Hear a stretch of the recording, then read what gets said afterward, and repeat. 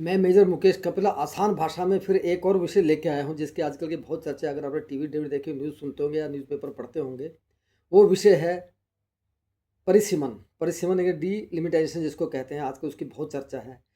हम इसके बारे में जानना चाहेंगे। मैं आपको आसान भाषा में समझाने की कोशिश करूँगा कि परिसीमन क्या होता है, यह कब कब हुआ, सरकार इसे क्यों करती है, और 2026 में अगर ये होता है तो इसका क्या असर पड़ता है। तो आइए हम आसान भाषा में समझते हैं। परिसीमन क्या होता है। मान लीजिए कि किसी जिले की आबादी 10 लाख लोग रहते थे पहले, उसमें एक सीट थी, लेकिन अभी वो कुछ वर्षों में बढ़ के आबादी 25 लाख हो गई, लेकिन सीट अब भी एक है। तो हम जो एक रिप्रेजेंटेशन हमारा 10 लाख आदमी के लिए एक एमपी था, अभी वो 25 लाख के लिए है, लेकिन संसद अभी भी एक ही है। लेकिन दूसरी तरफ किसी दूसरे जिले की आबादी केवल 8 लाख करो, वहाँ भी एक ही सांसद है। हो सकता है कहीं 10 लाख से 8 लाख हो गए, फिर भी वही सांसद है। तो ये क्या है कि ये समान प्रतिनिधित्व देना है, सबको हमने समान रिप्रेजेंटेशन देना है, उसके लिए ये है। तो क्या हम समान प्रतिनिधित्व दे रहे हैं? नहीं दे रहे हैं, बिल्कुल नहीं दे रहे। इसे समानता को दूर करने के लिए जो है निर्वाचन क्षेत्रों की सीमाएं बदली जाती हैं। इसी प्रक्रिया को जो है डिमिलिटेशन कहते हैं। इसका मुख्य उद्देश्य क्या है? हर सांसद लगभग समान संख्या की जनता का प्रतिनिधित्व करे। संविधान में इसकी क्या व्यवस्था है? भारतीय संविधान में 2 अनुच्छेद हैं। हमको इसमें 2 अनुच्छेद समझने बहुत जरूरी है। अनुच्छेद 82 है जो संविधान का, हर जनगणना के बाद संसद परिसीमन कानून बना सकती है। 82 हर जनसंख्या जनगणना के बाद जो है संविधान अनुच्छेद 82 के मुताबिक सांसद जो है परिसीमन आयोग या कानून बना सकती है। और अनुच्छेद 70 है संविधान का अनुच्छेद है, राज्य विधानसभा के लिए भी यही व्यवस्था लागू होती है। कहने का लगे 82 है संसद के लिए और 170 जो अनुच्छेद है वो है विधानसभाओं के लिए। इसके लिए क्या करती है सरकार? इनके इस का प्रयोग करते हुए सरकार क्या करती है, एक डिलिमिटेशन कमीशन बनाती है, परिसीमन आयोग जिसको बोलते हैं वो बनाती है। इस आयोग के निर्णय को अंतिम माना जाता है, अदालत में इसको चुनौती नहीं दे सकते आप। और इसके बाद ये कब कब हुआ, अभी विषय है कि पहले इससे पहले कब कब हुआ। 1951 में हुआ, 1951 की जनगणना के आधार पर 1952 में हुआ। दूसरा परिसीमन 1961 की जनगणना के बाद 1963 में हुआ। तीसरा परिसीमन 1971 की जनगणना के बाद 1973 में हुआ। 1971 के बाद मैं आपको एक बताऊं कि 1971 में जो 543 सीटें की गई थी, उसके बाद अभी तक जबकि आबादी हमारी दुगनी हो चुकी है, सीटों की संख्या उतनी है।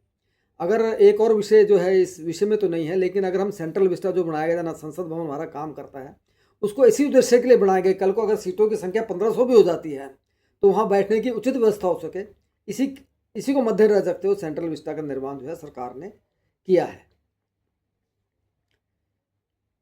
1976 में इसमें एक बदलाव आया था, 42वें संशोधन संविधान संशोधन के अनुसार सरकार ने क्या कहा, अगर किसी राज्यों में परिवार नियोजन अपनाया है, उसकी जनसंख्या कम बढ़ी है, तो उसकी सीटें कम नहीं होनी चाहिए।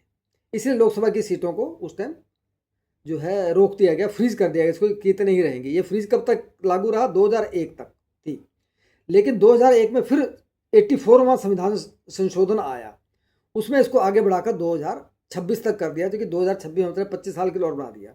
यानी कि सीटों की संख्या अभी भी 50 साल से 543 ही चल रही है, जबकि जनसंख्या हमारी दुगनी हो चुकी है।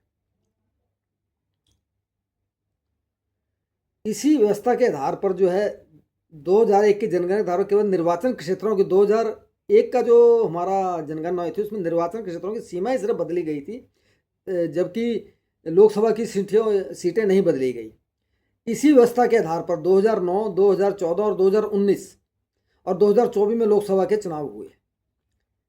लोकसभा की सीटें क्यों नहीं बढ़ी?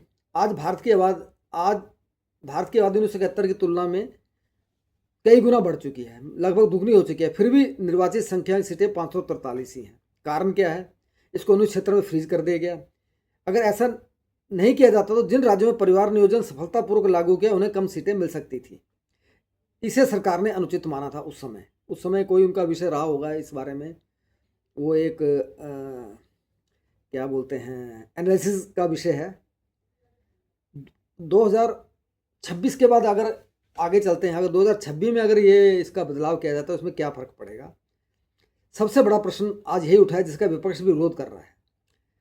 विपक्ष तो इसलिए भी विरोध कर रहा है क्योंकि संख्या तो बढ़नी चाहिए, इसमें तो कोई दो राय नहीं है, क्योंकि अभी एक सांसद के ऊपर भी बहुत ज़्यादा दबाव होता है कि वो कितने की आबादी को कैटर कर सकता है। जैसे सपोज करो एक वेटर अगर सर्व करता है होटल में, तो वो ज़्यादा से ज़्यादा 5-7 आदमी को 10 रहता है। अगर ज़्यादा को सर्व करना पड़े तो वेटर का एग्जाम्पल तो मैं इसलिए दे रहा हूँ कि एक सर्विस ही है ये, तो ज़्यादा की जरूरत पड़ेगी। अब जो है इसमें संसद नया कानून बना सकती है, उसका उपयोग, लेकिन इसको पास करने के लिए 2/3 मेजोरिटी का होना जरूरी है। और कुछ राज्यों की चिंता ये है कि हमारी अगर आबादी घटी है, जहाँ मैंने अगर परिवार नियोजन का वो अपनाया है तो हमारी सीट, लेकिन गवर्नमेंट ने, अगर आप न्यूज़ सुनेंगे तो आश्वस्त किया है कि अगर ऐसा केस होता है तो वो सीटें की संख्या कम नहीं की जाएगी, जिसमें कि खासकर चिंता दक्षिण भारत के राज्यों की है, जिसका कि डीएमके ने, अगर आपको पता होगा, विरोध भी किया था जब वो सरकार में थी। लेकिन अभी डीएमके की स्थिति बिल्कुल बदली हुई है, कांग्रेस साथ में नहीं है, तो डीएमके को भी साधने का प्रयास कर रही है वर्तमान केंद्र सरकार।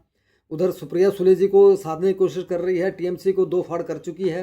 वहीं उद्धव ठाकरे में एक बार फिर उन्होंने, सरकार को दोष नहीं दूंगा, उनके कुछ सांसद फिर दोबारा पार्टी छोड़ के शिंदे जी की हो गए हैं। तो सरकार की पूरी जोर इस तरफ है कि किसी ना किसी तरह से 2/3 मेजोरिटी लिया जाए, इस कानून को पास करा जाए। नए संसद भवन का इससे क्या संबंध है वो मैं आपको पहले ही बता चुका हूँ।